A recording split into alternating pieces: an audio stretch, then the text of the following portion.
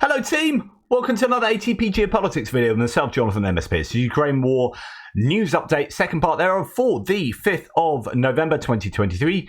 Guy Fawkes Night, bonfire night in the UK. For anyone else around the world, no one cares.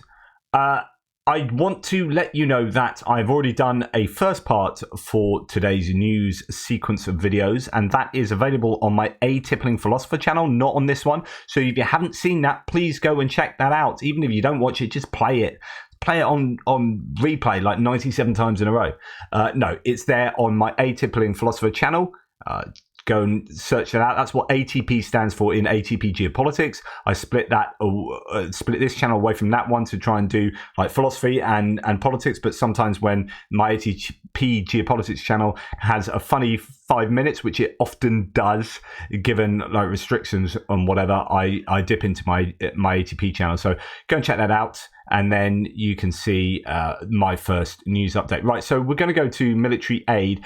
And before we look at things that have been pledged, we're going to talk about things that some people want pledged, but they haven't got through, in this case, Congress. So Zelensky urges Congress in the US to pass the Ukraine aid or risk a bigger war. And he's getting a little bit feisty at the moment, Zelensky. We'll go on to talk about that in the geopolitical segment. And I think that's good. I think he's got to fight for his corner, doesn't he? So Zelensky implored Congress to maintain US military assistance to Ukraine, telling lawmakers who are blocking new aid that the alternative is to risk an eventual Russian attack on a NATO country that would draw in American soldiers. This is according actually originally to Bloomberg. As it goes on to say, quote, if Russia will kill all of us, they will attack NATO countries and you will send your sons and daughters, Zelensky said in an interview with NBC's Meet the Press to be broadcast Sunday. Quote, and it will be, I'm sorry, but the price will be higher. Military aid to Ukraine faces a groundswell of skepticism in Washington, causing rifts among Republican lawmakers that are helping delay President Joe Biden's request for the next installment of assistance. Zelensky urged Congress, quote, not to lose the will, not to lose this strong position, and not to lose your democracy. Zelensky restated his conviction that the fight to reverse Russian President Vladimir Putin's invasion and occupation of parts of Ukraine puts the country at the front line for Western democracy, Europe, and our common values. His scenario for the consequences of any Russian move on a NATO country alluded to the alliance's collective defense clause. House Republicans in Washington last week defied Biden by passing a bill that separated aid to Israel from his broader request for $106 billion, which also includes emergency funding to assist Ukraine, Taiwan, and the US border enforcement. While House Speaker Mike Johnson has pledged to consider aid to Ukraine, some Republicans in the Senate are insisting on border security changes as the price of moving on Ukraine. Zelensky rebuffed suggestions that his military's push to retake Russian-occupied territory is at a stalemate. This is what Zaluzhny says, his generals, in the article with The Economist, and more on that in a second. He restated his stance that any peace talks would require a Russian withdrawal. Yeah, people are tired, he told NBC, but on the whole, our people are ready to defend, like in the first days. On Saturday, Zelensky pushed back on NBC News report that US and European officials have begun pressuring Kiev toward possible peace negotiations with Russia. Quote, I do not know who is publishing this and for what, Zelensky said at a press conference with the European Commission President Ursula von der Leyen. So that kind of answers what he thinks about those supposed pressures from the EU, from US anonymous people, apparently calling for negotiations to be considered. Right. More from Zelensky. Quote, we have to wait a long time for the F-16 due to training and so on, and air defense is a faster solution to the issue. I spoke with Biden not to provide air defense, but to manufacture it together. Our message to the world, give us air defense, rent it for winter. This is something we talked about before, where instead of buying it, they can rent it off nations that don't necessarily need it right now, but need it in their kind of long-term strategy and capability. Just, yeah, we'll rent that off you for the winter. Yeah, I'll have that Patriot air defense system and I'll put it by some air bases. I can tell you where we need it. Yeah, we'll have that for you for 6 months. Thank you very much. Ukraine, quote, Ukraine is preparing for large-scale kamikaze drone attacks on Russia.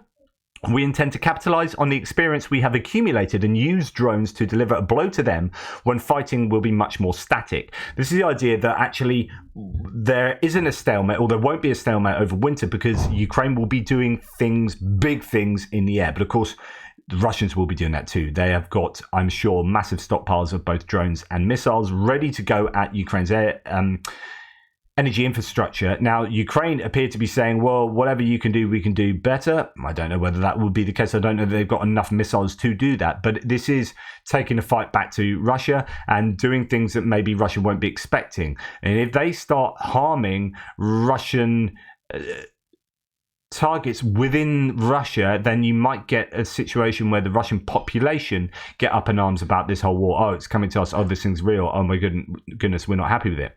There's a flip side that could be a potentiality here, which is that the Russians might then say, oh my goodness, they're taking it to us, they're bringing it to us.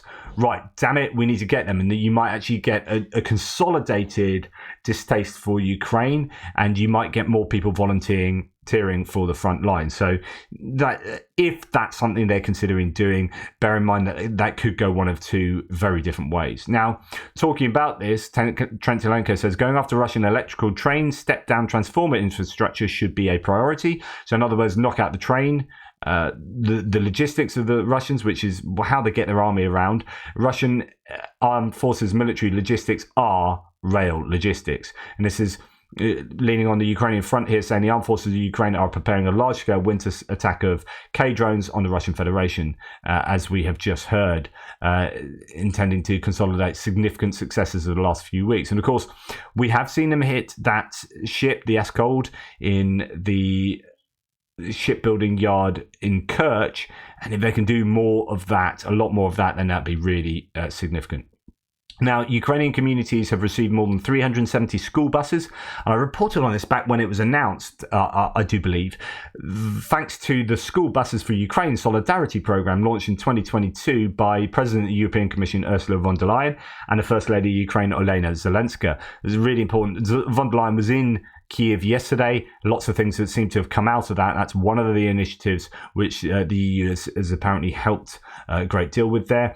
Now we have the Romanian government will allocate 50 million euros to pay interest to repay the EU loan to Ukraine in the amount of 18 billion euros. Quote, given the difficult situation in which Ukraine finds itself, the European Union is providing additional support from member countries by covering the cost of paying the interest rate. The interest subsidy will be reimbursed by member states through additional voluntary contributions, the Romanian government said in a resolution.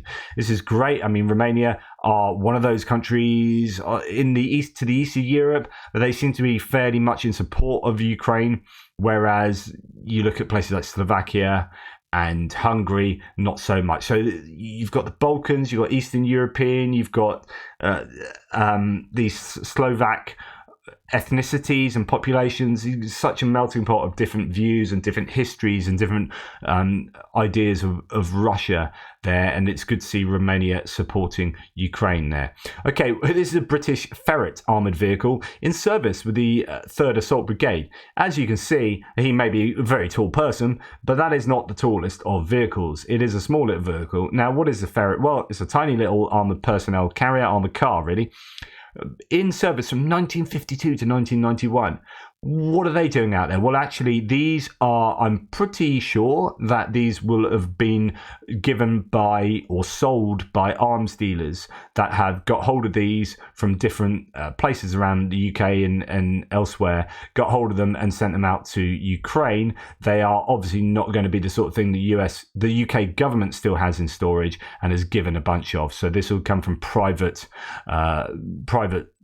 seller vendors or private benefactors, I guess. Anyway, good to see little ferrets being used out there. I'm sure they're not the sort of thing you'll see on the front lines. They wouldn't last too long, would they? Right, now going on to geopolitical stuff, and we're going to go back to Zelensky, quite a bit on him today. Zelensky announces change to strategy after the article by Ukraine's top general Zaluzhny, where he described key challenges. I actually meant to talk about, or should really have had this in my last video, but I only came across this just now. It's worth going over. I did talk about this, though. I did take the quote from the article. So, speaking during the Meet the Press NBC News program, he noted that, this is Zelensky, Ukraine is considering shifts in its strategy. Quote, our military are coming up with different plans, with different operations in order to move forward faster and to strike Russian Federation unexpectedly, he said, rejecting the suggestion that the war has become a stalemate.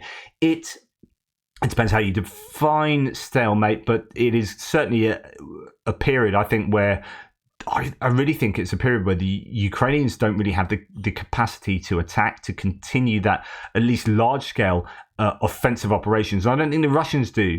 I mean, I said that weeks ago, and actually they went and attacked in Avdiivka. They've been storing up for that. But I think now that Avdiivka has proven so costly for them, and it is still ongoing, and they could still have success there, don't get me wrong. But I can't see that they're going to be able to amass the forces to do large-scale offensives anywhere else. And so there is a kind of stalemate that will be taking place over winter, and then you've got weather to think about. My point is, as I said in the last video and yesterday and the day before, fire as much stuff, long-distance, long-range munitions into occupied territories and possibly into Russia as well, drones and missiles, because do you know what? When you do that, you don't lose troops. It's really important.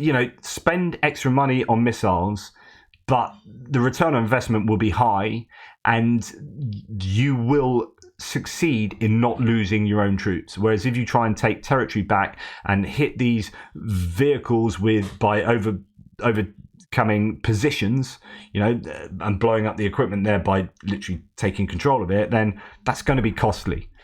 So costly in terms of human lives. So yeah, I think you're going to see a lot of missiles and drones being used. At the same time, the office of the president criticised Ukraine's top military commander Zaluzhny for publicly describing difficulties Ukraine faces on the front line in his long article in The Economist and the essay that went with it. Zaluzhny named 5 problems Ukraine and its allies have to solve to prevent the war from getting into trenches. Ivor Zovkva, deputy head of Ukraine's office of the president, said Zaluzhny's assertion that the fight against Russia was deadlocked, quote, eases the work of the aggressor. So it's helping Russia by saying that, adding that the comments stirred panic among Ukraine's Western allies. I don't know. I think it was all fairly sensible, and I think anyone that knows their onions will be unsurprised by what he said. I don't think any of us were like, oh my goodness. But maybe if you are a headline writing news reporter for mainstream media, you might find it a surprise, or someone that's not really paying so much attention. The statements mark the difference in Zaluzhny's and Zelensky's approaches to estimates. Both Zelensky and Zaluzhny shared the ultimate goal of reaching Ukraine's pre-2014 borders and repelling the Russian invasion. Both also say they're turning the war into a lengthy trench warfare will be beneficial for Russia, given that the war is on Ukrainian territory. At the same time, it seems Zaluzhny prefers speaking about all problems openly to solve them faster. Really interesting point, actually, because the question has been, why did he say all this? Well, I mean, why say all that? This is stuff that Russia could find useful. This plays into Russia's hands, possibly. Why are you saying it? So you have several options. One option is it's psyops, somehow duping the Russians or somehow fooling them, or some kind of psyops initiative. But this is a really good point here, and I like this because it makes a lot of sense, which is, if I shout about this, if I say this in an Economist article and everyone gets their knickers in a twist, well, I don't really care, because the end result is the people that matter in governments around the world might get scared into thinking, oh shit, we need to properly help Ukraine. Actually, they're in a bit of a bind and a stalemate, and we need to help edge them out of the stalemate. And this is a bit of a wake up call.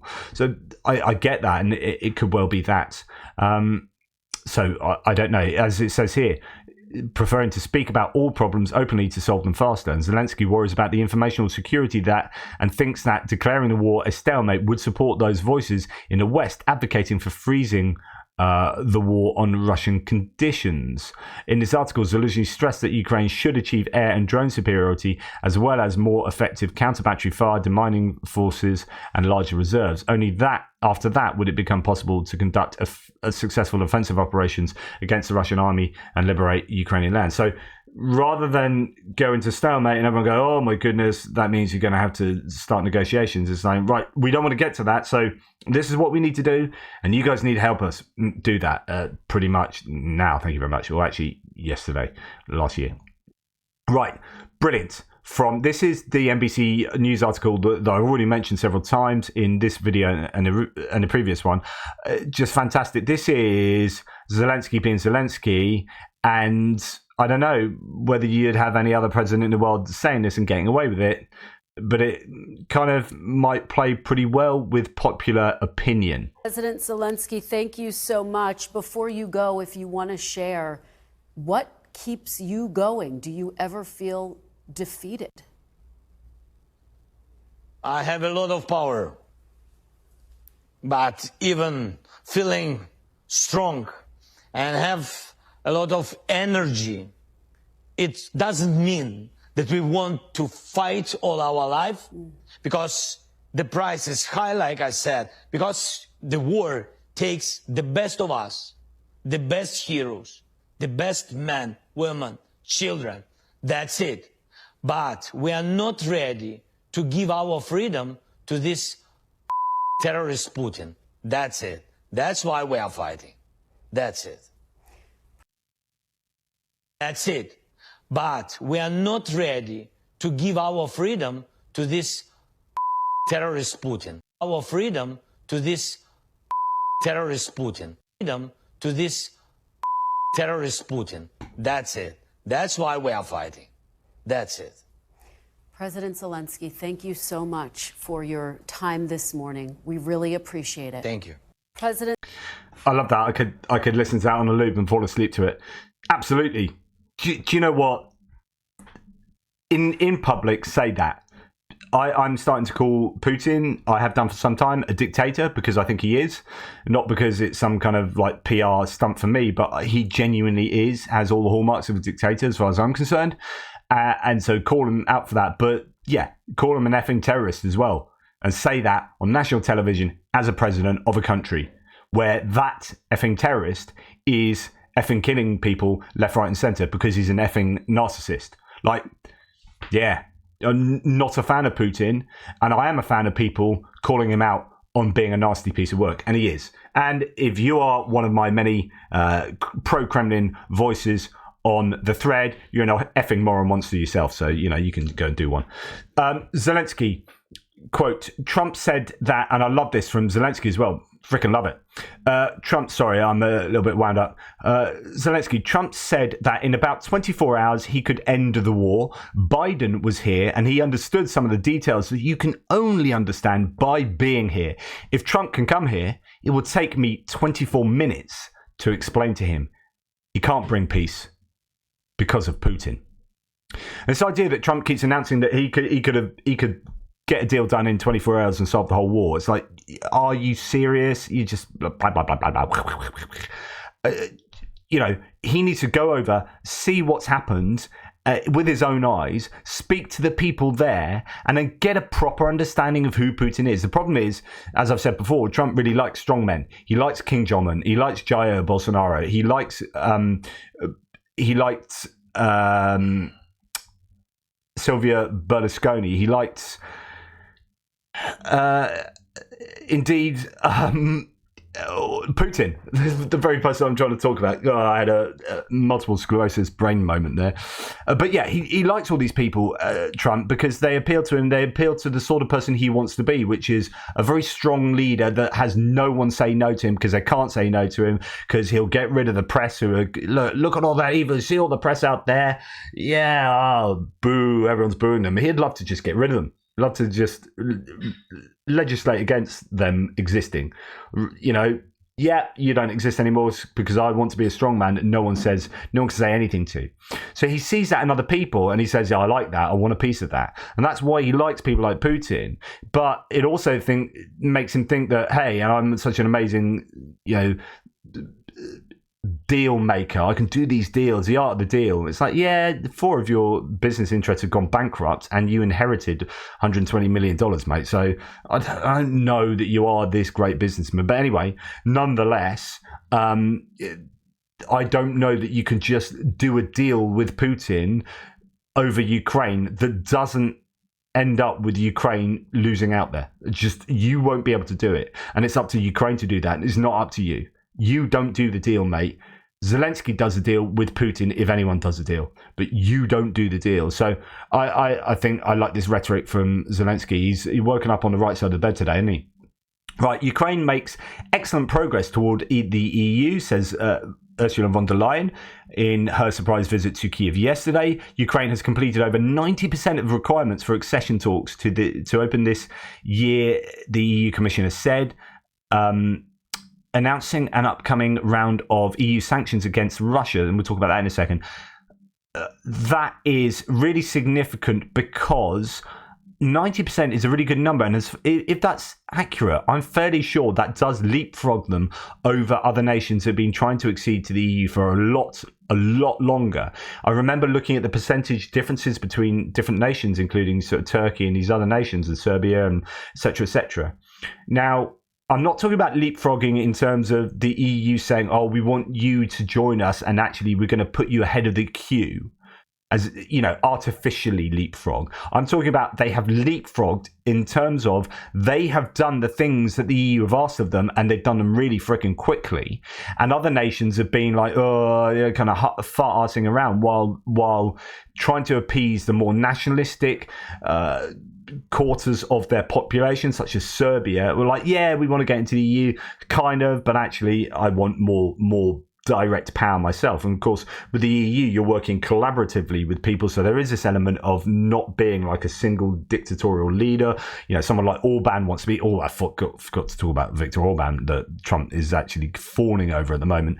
But the idea is, if you go into the EU, there is a lot more collaborative working. You're working as a collective more, and some leaders don't like that, so they pander to join the EU to appease some of their electorate, whilst at the same time, you know, doing X, Y, and Z. And that means that they are making a real meal of jumping through the hoops to get EU accession, whereas Ukraine are like, well, this is in our existential interest. Like, if we don't join the EU, we might not exist. So we need the EU on our side. We want to join the EU. It's a great aspiration. And we're going to work really damned hard to jump through those hoops. Tick, tick, tick, tick, tick, tick, 90%, thank you very much. And we only really started recently.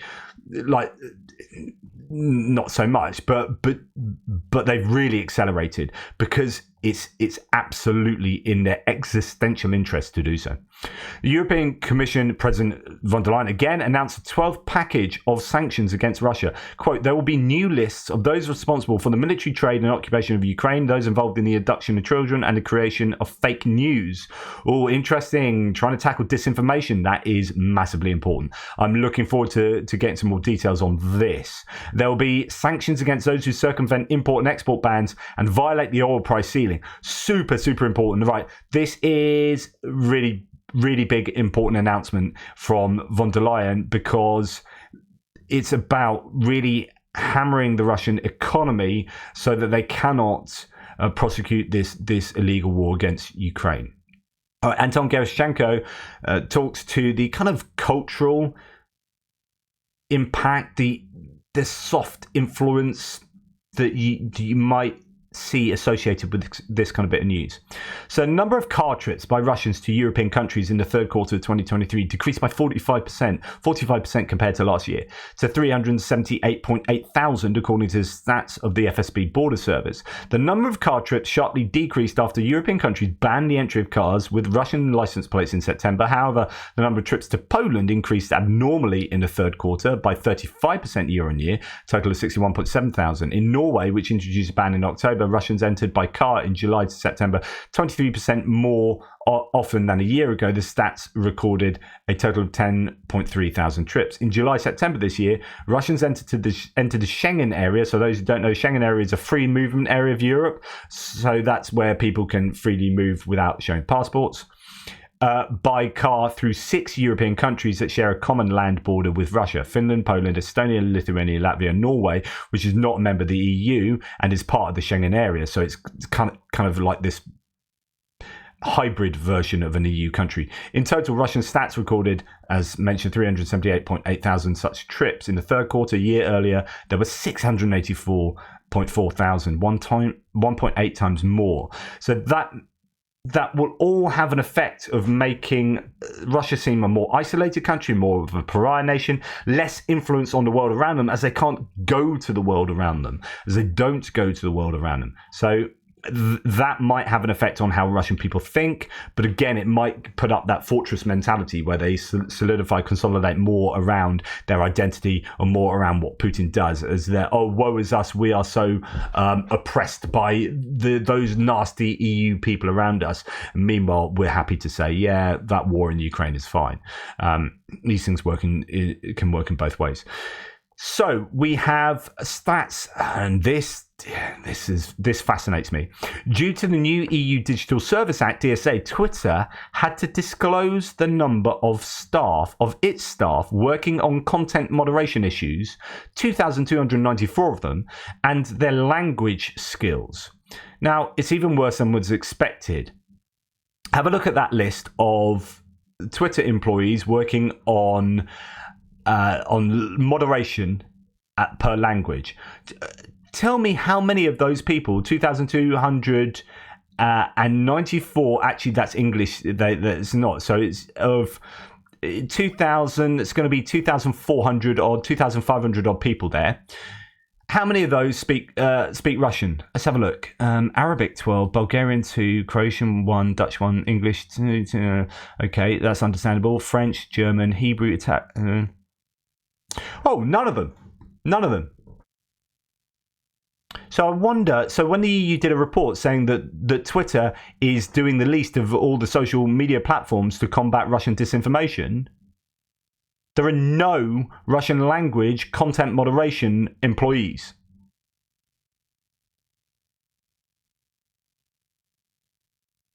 Elon Musk. Yes.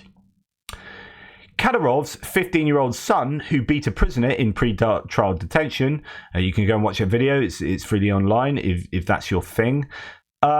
He's 15 years old. He got given the Hero of Chechnya. You know, I'm Legend of the Universe, which is I gave to myself because I learned from Ramzan Kadyrov, which for those who don't know, and you think, why do people keep calling JP a legend? Because he's not. He's just some weird bloke on the internet. This is true. But Ramzan Kadyrov awarded himself Hero of Chechnya last year. So I thought, do you know what? If he can do that, I can bloody do that. So I'm now Legend of the Universe. Self-appointed, yes. And next year, I'm going to award it to either JR or Grimsoft. JR does a mapping with me and for me and whatnot. I really appreciate that. And Grimsoft, who is running the Discord server for me, which is amazing.